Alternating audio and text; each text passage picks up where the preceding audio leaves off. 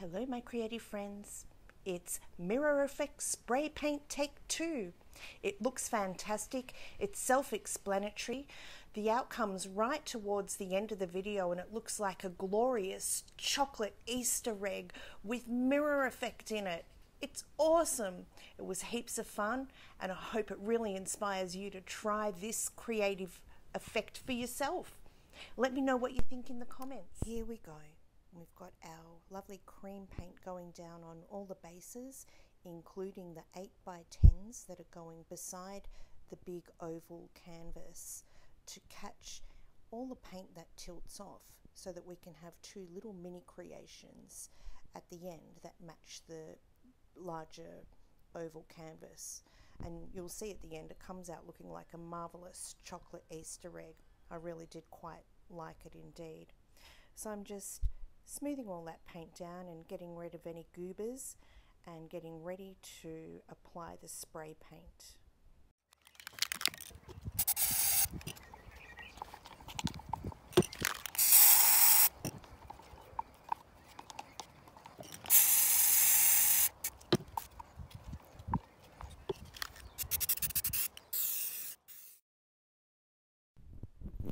Now I start layering my paints into the jug, and I always get so nervous seeing that spray paint and floetrol not mixed well together, but nonetheless you can see that I get my spray paint out and happily spray directly into that mix, and I really probably just am more enjoying the process than worrying about how much spray will come out, how much of that mirror effect ends up on the canvas.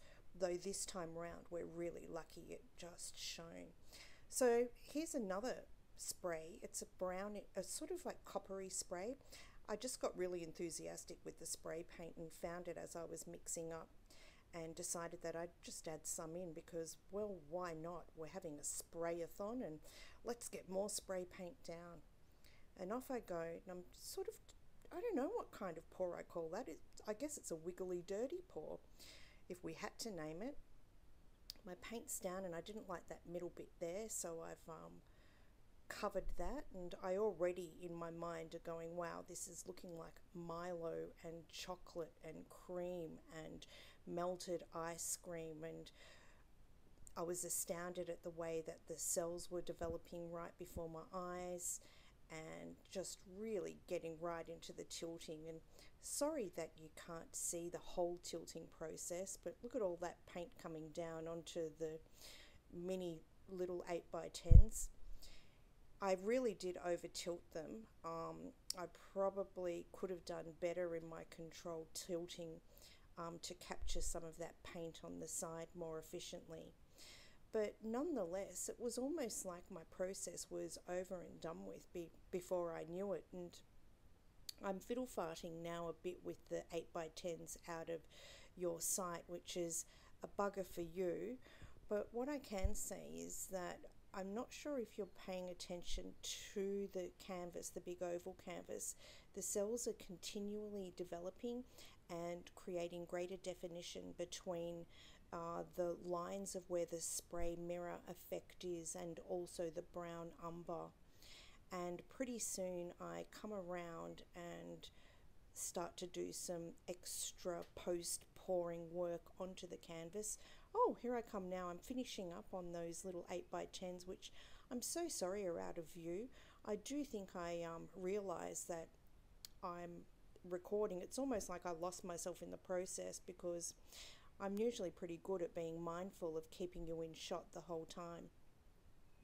So in a moment, I just come over to the big oval canvas. Come on, come over to the big oval canvas and finish off by doing some line definition through it, covering a little dollop there that I didn't like, and just grabbing some of that darker umber to help break up some of the Milo-ish look where the brown umber had diluted or really mixed in with the cream.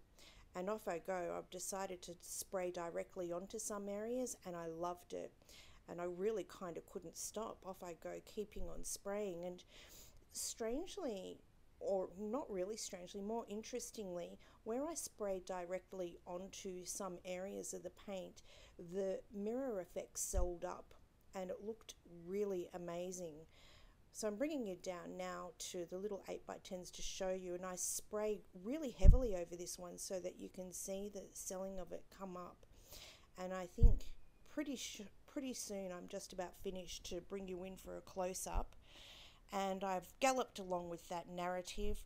Thanks so much for sticking in there, and I'm really looking forward to you seeing the end result. It's not 100% dry when I show you the picture because I have to go away for a few days, and I just really wanted you to see how this is progressing. But I'll show it to you completely dry in another clip soon. Yes, we're coming in, and let's get on down this. Take us closer, Maggie. That's it. Well, it's hard to see the reflection of it when it's all wet. But here, see all of that, how it looks white and frosted? That's the spray paint sitting above and on top of the paint rather. And the frosty bits, see there, and there, are all really clear examples of how the spray paint has let itself be more pronounced in this way we've applied, and whether that's on, that was a squirt on top, and look at how it just sat above the shapes. It really took the form of the existing painting, and the effects are just really, really gorgeous, and I super duper loved it. And look where I sprayed this little 8x10 the whole way over. It looks wet and crinkly, but when you see it dry, it's just incredible. I love it so much. You really do have to try this. There you go. We love you, mirror effect. Hello, my creative friends. Can you see it's just not quite dry? But I have to go away, and I really want to post this for you. These ones are dry, so...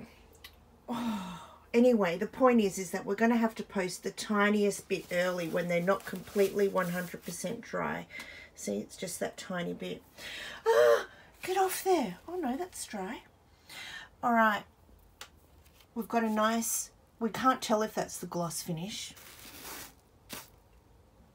We can't tell because I think that part there is wet. It's really interesting, isn't it? Because we can see the mirror effect. Like here, okay, let's look at my finger, dabble, it's dry. So it's giving a high reflection up, but that paint there is still not, that's not dry. Oh, the point is it's almost dry, but look at, oh, sorry about that. But look at the way the mirror effect has worked this time.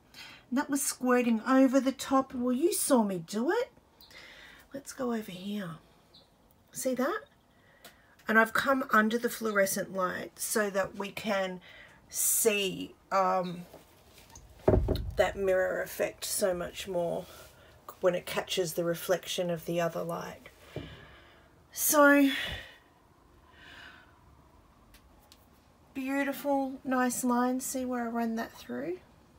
And that's still reflective there. And all here, that's all, see that reflection there? That's all mirror, and in real life that reflects back off. You can see how it will. And there. And that big chocolate egg. It's ace, isn't it? Will we do another one? Shall we do another mirror effect pour? I think we should. Thanks for watching. Let me know what colour you'd like to see next time, because I really am having heaps of fun with this paint. This one's unreal. Like, this was doing a lot of squirting over the top. And there, very cool.